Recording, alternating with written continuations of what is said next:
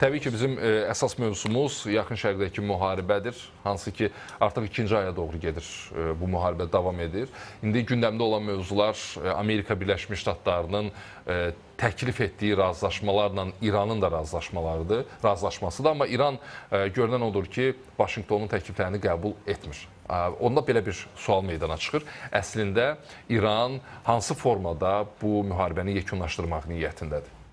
Təşəkkür edirəm. Əvvəlcə ondan başlayaq ki, aprel ayı həqiqətən də kifayət qədər gərgin bir müharibə mərhələsi kimi, bu müharibənin kifayət qədər gərgin və yeni bir mərhələsi kimi tarixə düşəcək. Çünki artıq İran özünün müqavimət oxunun ətrafını kifayət qədər genişləndirib. Yəni əvvəllər proksi qüvvələr adı altında İranın müttəfiqləri, yəni burada proksi qüvvələr deyilikdə Hizbullah, eyni zamanda Suriya və İraqdakı qüvvələr, o cümlədən Husiləri nəzərdə tuturduqsa, artıq onların hər biri demək olar ki, müstəqil müharibə tərəfi kimi İsraillə mübarizədə, o cümlədən Amerika Birləşmiş Ştatlarının bazalarının hədəf alınması ilə bağlı proseslərdə kifayət qədər ciddi şəkildə iştirak edirlər.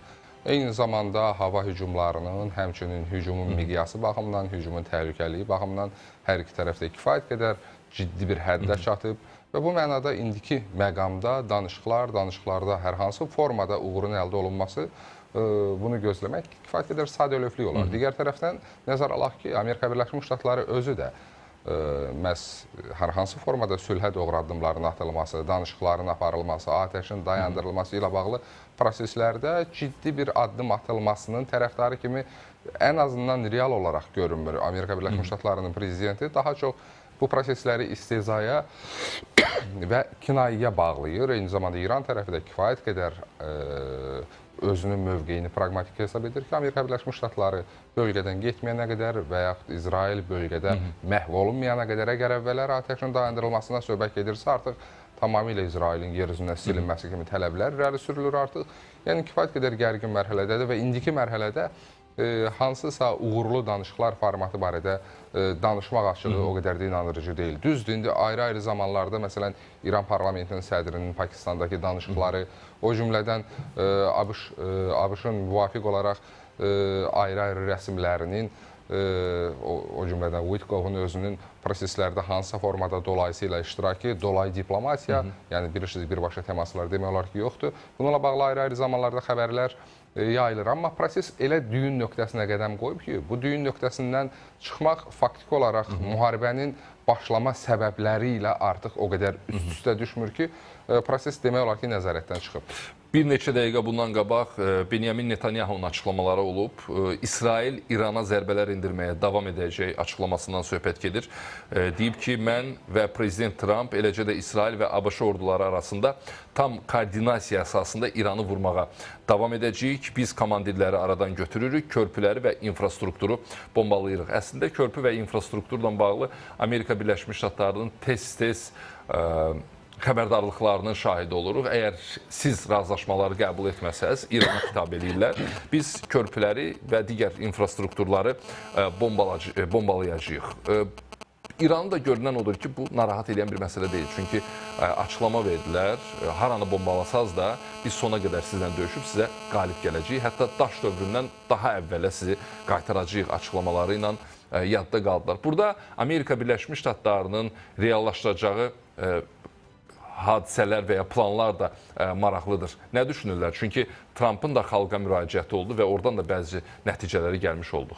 Əslində, müharibə heç bir tərəfin nə arzulamadığı, eyni zamanda nə də planlaşdıra bilmədiyi istiqamətdə artıq çox ciddi formada rişələnə bilib. Yəni, tam mənada yaxın şərqi artıq bilirsiniz 15-ə yaxın dövlət ağuşunu alıb və tam mənada xərçəng gücəyrəsi kimi geniş arealı, artıq daha geniş arealı getdikcə özündə tam mənada təşəkkül tapmaqdadır və indiki məqamda bilirsiniz, gözlənti nədən ibarət idi? Qısa müddətli hücum, İran infrastrukturlarının, İran rəhbərliyinin, aidiyyatı komandirlərinin məhvi və daha sonra təslimiyyət və s. və ilaxır. Amma əslində İranın özü də bu prosesdə o qədər əvvəllər inamlı görünmürdü. Amma sonraki proseslərin gedişatı göstərdi ki, İran, məsələn, F-35-i artıq vura bilir. Eyni zamanda İran İsrail ərazisində çox vacib radiolokasiya məntəqələrindən birini elə dünən gecə Ben Gurion hava limanındakı müvafiq AVAX radiolokasiya sistemlərini vurdu, sıradan çıxartdı.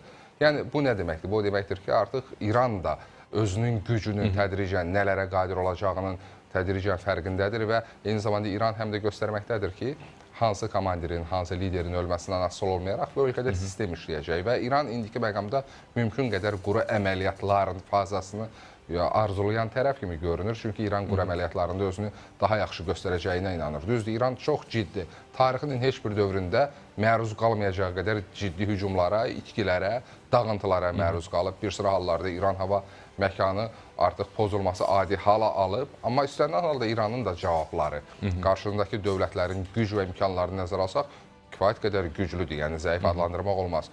O cümlədən Amerika Birləşmiş Ştatlarında bilirsiniz, aksiyaların başlaması, İsrailin özündə artıq müharibə əleyhdarları ilə bağlı fikirlər və müharibə anlayışının həm Amerika Birləşmiş Ştatlarında, həm İsraildə, İrandan fərqli olaraq, İranda əgər müharibə anlayışı milli birliyə gətirib çıxarır, əgər bilirsiniz, aksiyalar baş alıb gedirdi, etirazlar, hökumətlə ciddi qarşıdurmalar var idi, amma müharibə dövründə İran xalqı o müvafiq ideologiya əsasında konsoliddə hərəkət edə bildi, vahid bir istiqamətdə konsolidə olunmuş şəkildə hərəkət edə bildi. Amma Amerika Birləşmiş Ştatları müharibə bu dövlətdə siyasi cəbhəni kifayət qədər ciddi formada parçalayıb.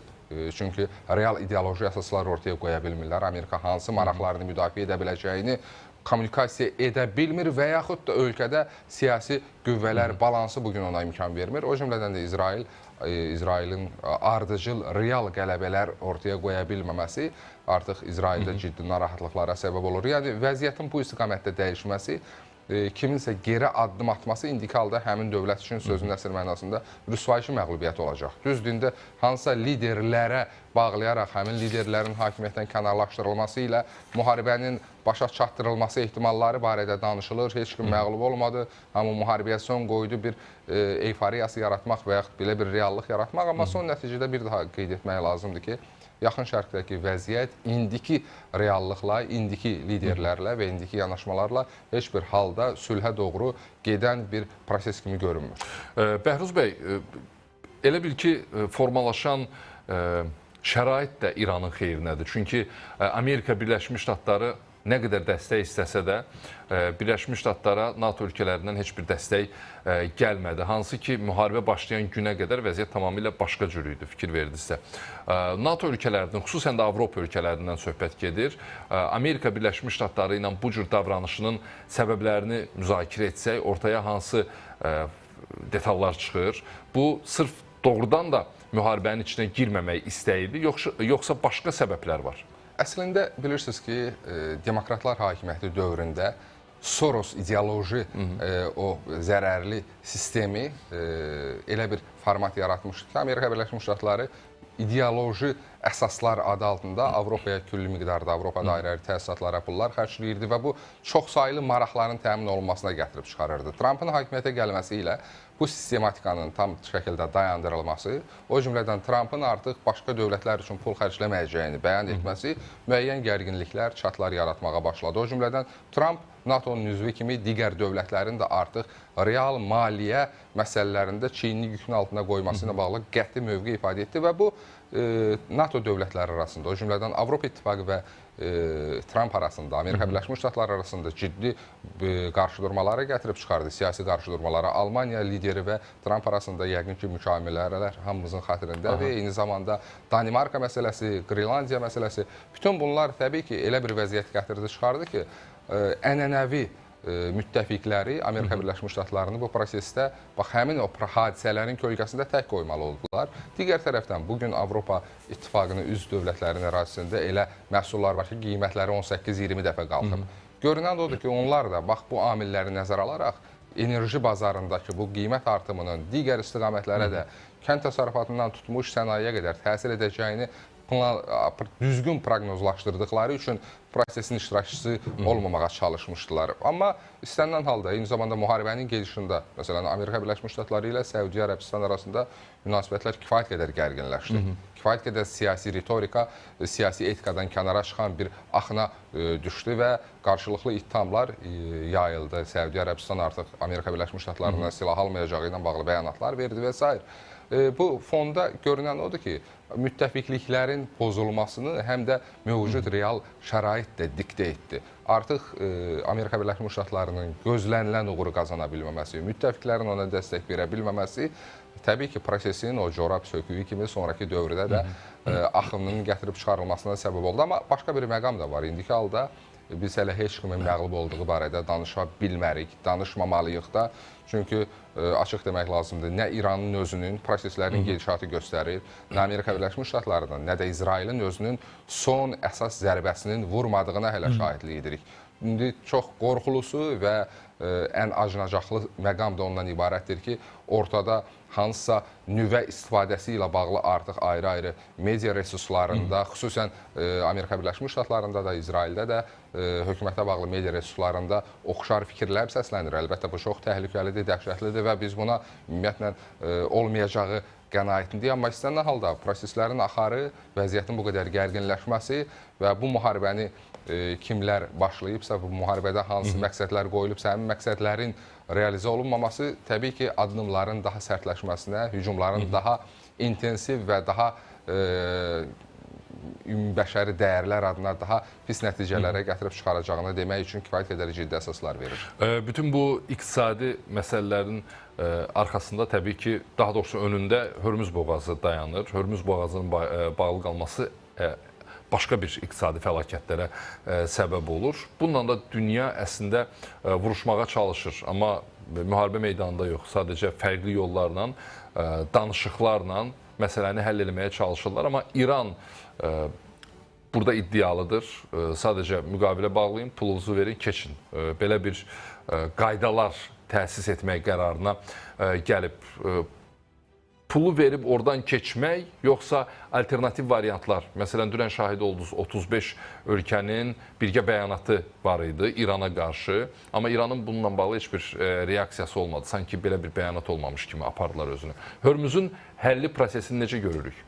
Əslində, Hörmüzün həlli prosesi real mənada yalnız müharibədən sonra baş tuta bilər. İndiki məqamda təbii ki, savaşın kökündə dayanan əsas məqsədlərdən də biri Hörmüz üzərində nəzarətin ələ keçirilməsidir. Düzdür, başqa məqsəd qoyulur, amma son nəticədə müasir dövrdə geolokasiya sistemləri, daha çox logistika sistemlərinin təməlində dayanan qlobal nöqtələr var, qlobal coğrafiyalar var. Həmin coğrafiyalar uğrunda və təbii sərvət, ən azı təbii sərvətlər qədər həmin coğrafiyalar uğrunda da mübarizə gedir və təbii ki, Hörmüz boğazı Amerika Birləşmiş Ştatlarının İrana hücumu çərçivəsində ABŞ-ın əsas hədəflərindən biri olub. Amma bir reallıq da var ki, Hörmüz boğazına İran yalnız öz ərazisindən nəzarət etmir. Eyni zamanda Husilərin bu istiqamətdə kifayət qədər ciddi nəzarət imkanları var və ciddi sursat, silah, müvafiq texnika ehtiyatları var. Bütün bunlar təbii ki, vəziyyəti getdikcə gərginləşdirir. İndiki məqamda bəli, İran qeyd olunan 35 dövlətlik müvafiq bəyanat İran üçün təbii ki, hər hansı bir təsiri yoxdur və İran hər hansı formada bundan təsirlənəcəyini də düşünmək qəti şəkildə mümkün deyil.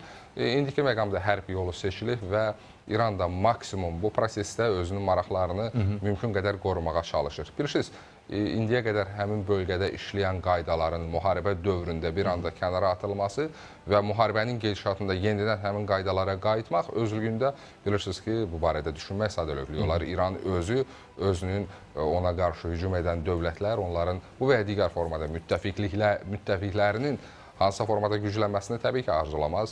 Digər tərəfdən nəzərə alaq ki, yalnız proses o iqtisadi təlatüm Hörmüz boğazında deyil, eyni zamanda İran dünyanın əsas neft istehsalçılarından biridir və İranın özü ilə bağlı proseslərin bu həddə gəlib çatması, həmçinin İranın neft infrastrukturunun aidiyyəti üzrə dağıdılması, ətraf ölkələri o cümlədən qeyd etdiyimiz təqribən 15-ə yaxın ölkədə müvafiq olaraq bazaların və zaman-zaman elə həmin ölkələrin özlərinin infrastrukturlarının vurulması, bilirsiniz, Səudiyyə Ərəbistanda aidiyyəti neft ayırma zavodu vuruldu, Birləşmiş Ərəb Əmirliyində aidiyyəti infrastrukturlar hədəf alınıb, digər ölkələrdə də həmçinin. Bunlar hamısı təbii ki, iqtisadi təlatümlərin kökündə dayanan amillərdən biridir. Amma heç şübhəsiz ki, bu mübahisəsizdir ki, təbii ki, bugün Avropanı əsas silkələyən və Avropanı iqtisadi böhrana aparan addım təbii ki, Hörmüz ətrafında yaşananlardır. Və son olaraq quru əməliyyatları mövzusuna da bir toxunaq. Hansı halda Donald Trump quru əməliyyatlarına başlamaq barədə göstəriş verə bilər? İndiki halda quru əməliyyatlarına başlamaq İran daxil bölgənin heç bir dövləti üçün faydalı deyil. Lakin əgər quru əməliyyatları başlanarsa, İranın ərazisinin böyüklüyü, təbii coğrafi şəraiti, o cümlədən İranın bölgədə müdafiə olunan tərəf olması əlbəttə ki, prosesləri xeyli dərəcədə İranın lehinə dəyişə bilər və indiki halda bəli, hava hücumları davamlı şəkildə o hücumların nəticəsinin müvafiq olaraq informasiya resursları ilə kommunikasiya olunması Amerika Birləşmiş Ştatları ictimaiyyətində, Amerika Birləşmiş Ştatlarının qlobal nüfuzunda hansısa formada bu nüfuzun qorunmasına təmin edə bilir. Amma quru əməliyyatları başqa bir vədlər ortaya çıxara bilər, başqa bir reallıqlar ortaya çıxara bilər. Ona görə də mən indiki halda quru əməliyyatlarının yalnız proksi qüvvələrə qarşı, məsələn, İsrail Livanın cənubundan necə başlayıb, o cümlədən Husilərə qarşı hansısa formada atıla biləcəyini düşünürəm. İrana qarşı quru əməliyyatları isə hələ ki real görünmür.